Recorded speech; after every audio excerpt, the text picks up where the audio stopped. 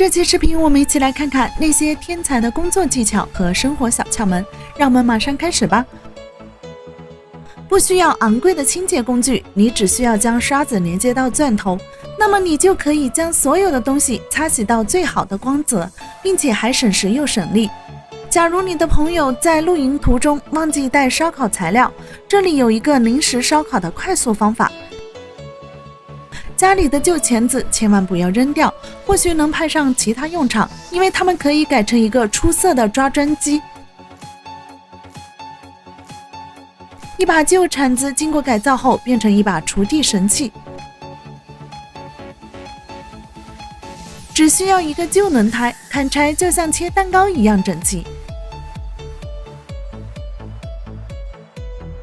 只要你有足够的想象力和动手能力，任何东西都能成为一个实用的工具，比如这个被丢弃的饮料瓶盖。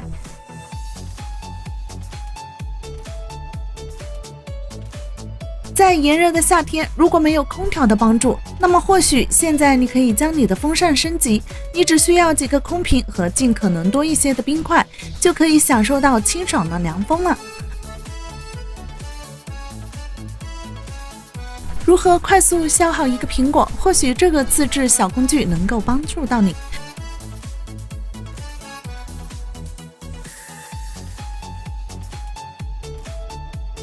这就是玩多米诺骨牌如何帮助到你成为一个专业的建设者。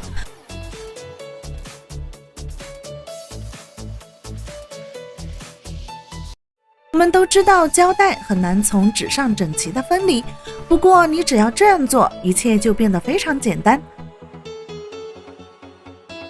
将钻头和吸尘器结合在一起，那么你再也不用担心工作中产生的灰尘了。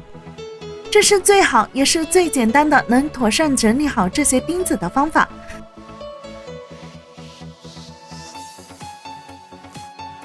在钻头装上这个小附件，可以让你的园艺工作事半功倍。有时候用手刷栏杆比刷子更加容易，所以戴上你的手套吧。对于那些经常无法好好撕下胶带的人来说，这简直是一项非常棒的小发明。你一定会非常疑惑，这到底是洗衣机还是烤炉？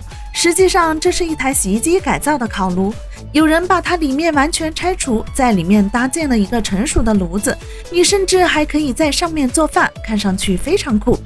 这个方法看上去确实非常不错，不过这个成本是不是有点高了？可以一劳永逸解决你手机支架的小方法，你学会了吗？好了，这期视频就到这，下期更精彩。